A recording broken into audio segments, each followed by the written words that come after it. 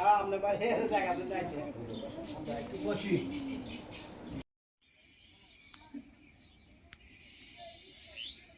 আলাইকুম সুপ্রিয় দর্শক, আজকে আমরা চলে যাচ্ছি লালন সাইজির ভক্ত সিরাজ সাইজি তার ভক্ত ফরিদ সাইজির বাড়িতে। আমরা তার বাসায় গিয়ে আজকে তার কাছ থেকে কিছু ধর্ম বিষয়ে কথাবার্তা শুনব। আপনারা ততক্ষণ আমাদের সাথেই থাকুন। ধন্যবাদ। দেখতে থাকুন দর্শক। তার বাড়ির কিছু পরিবেশ, আশেপাশের পরিবেশ আপনাদেরকে দেখাচ্ছি। এই রাস্তা দিয়েই তার বাড়িতে যাওয়া হয়। আমাদের সাথেই থাকুন দর্শক। আমরা আপনাদেরকে তার বাড়ির রাস্তা এবং আশেপাশের পরিবেশ দেখানোর চেষ্টা করছি। দর্শক, এই যে এই গেট দিয়ে তার বাড়িতে ঢুকতে হয়। দর্শক, এই যে আমরা তার বাসায় চলে যাচ্ছি, ফরিদ সাহের বাসায়। দেখি তার কাছ থেকে ইসলামের বিষয় এবং গুরু ধরার বিষয়ে কিছু তথ্য জানার দরকার বা জানবো।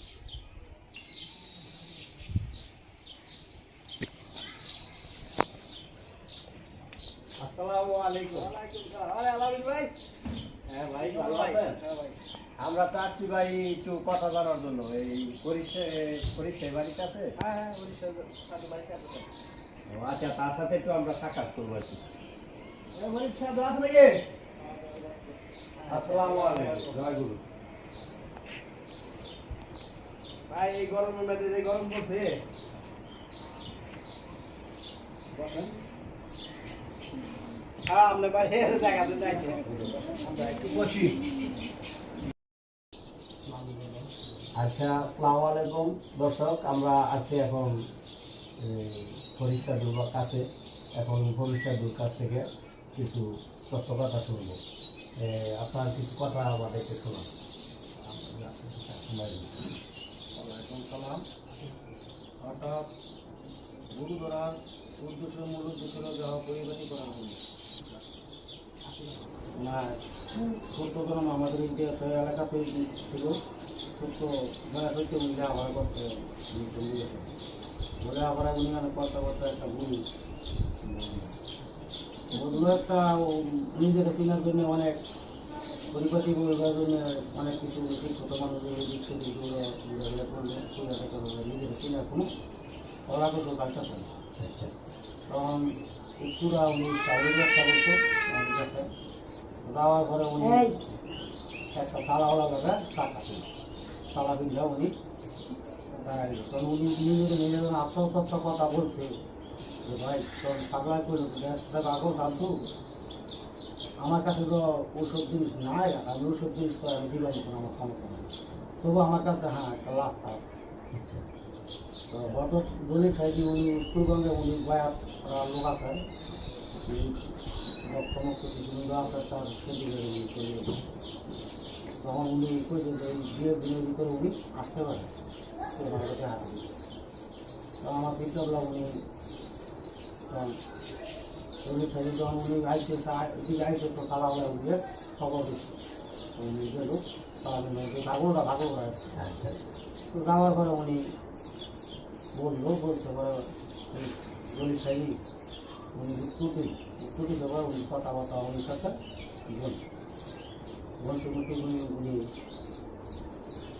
যখন বলছে তখন উনি তার কাছে উনি একবারে উনি বাসা করে বলে নিজের বাসায় নিয়ে বাসা নিয়ে আত্মতত্ত্ব জানছে কিন্তু আমরা খুব অনির্দিষ্ট কাজ আছে, কারণ উনি জ্ঞানের কোনো শেষ আছে। তখন উনি জানার পরে বায়াত গ্রহণ করে উনি একটানা 1 মাস বাড়িতে লাগছে মিলে লাগছে উনি জানছে শুদ্ধ পরিবারটি শুদ্ধ করার জন্য এবং আল্লাহ এবং রাসূলের নিকট পাওয়ার জন্য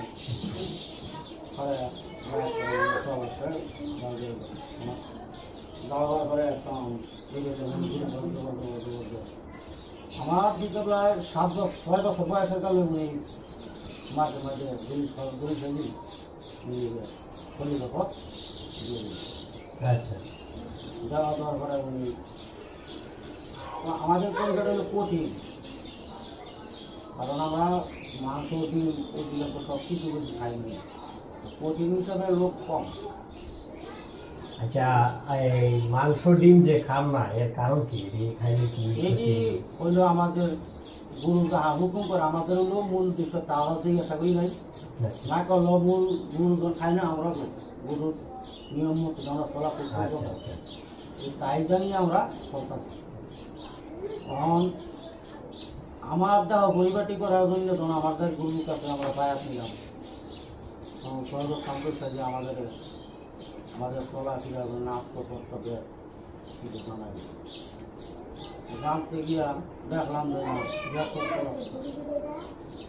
বায়াত নেওয়ার উদ্দেশ্য মূল দেহ পরিপাটি না করলে আমরা আত্মতত্ত্ব যে আপন কথা গোপন লাগে বাতিল বলতে কোথায় নিষেধ করি, এগিলাম পরিপাটি জানতে পারবেন আমরা যখন বায়াত নেব, তামিল গুরুর কাছে যখন বায়াত নেবেন তখন সাধু আত্মতত্ত্বে জানা লাগে, এর ছাড়া সম্ভব না আর জানা। ঠিক আছে, তো আমি বায়াত নিব আমার আল্লাহর পরে মাথা দিতে, আল্লাহর পরে তো মাথা দিতে, মাথা পিতার কাছে তো আমি নামাজ রোজা সব কিছু জানতে হবে, তবু ওরা ঘোষণা করা যায় তোমরা বায়াত তাহলে তাহলে তত হইতে গেলে আমি ধর্মা বসতে তো তার আসতে দিই, আমাদের দাঁড়াতে হবে, আমাদের গুরু তো পাইতে হবে, ঠিক না? তা আমাদের গুরু বললো প্রধান সব লোক মানুষকে আছে। তা আমরা একটা আপনার মুখ থেকে একটা বাণী শুনতেছি। কালাম আমাদের এই বঙ্গ তো নাই, কিন্তু পশ্চিমবঙ্গ তো এখানে সবচেয়ে বেশি বঙ্গ কম। আচ্ছা ঠিক আছে, আমি একটা গান শোনাই।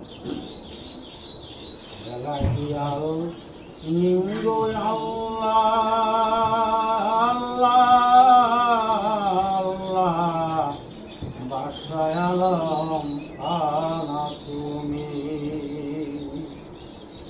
ডুবায়া বাসাইতে পারো,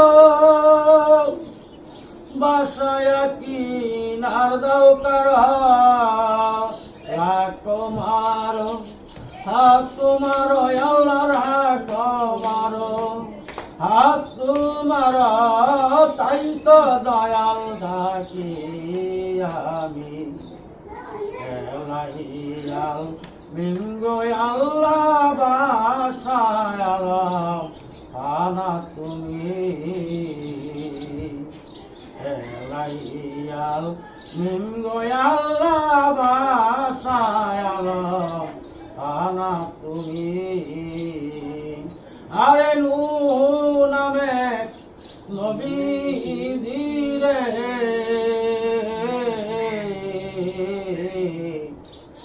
বাসাইলে নকুল কায়াতালে, আবার তারে মেহের করে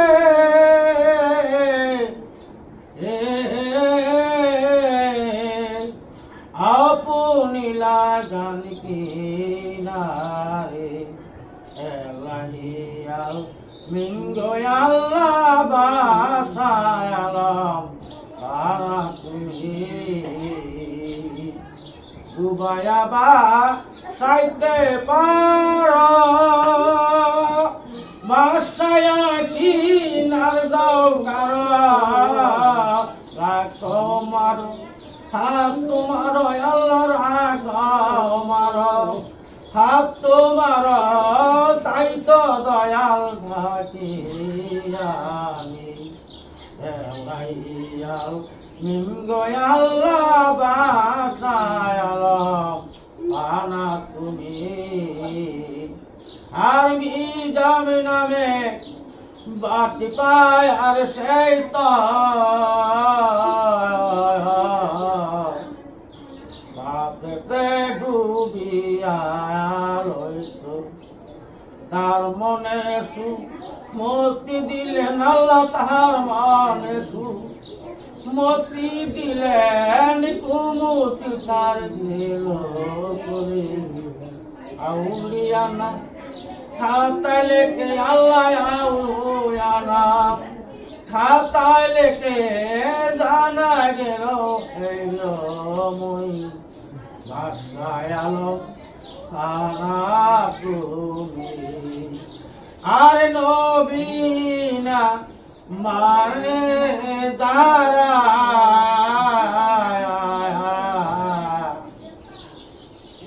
মোহায়েতে কাফের হয় তারা সেই মোহায়েত নাইমেল হবে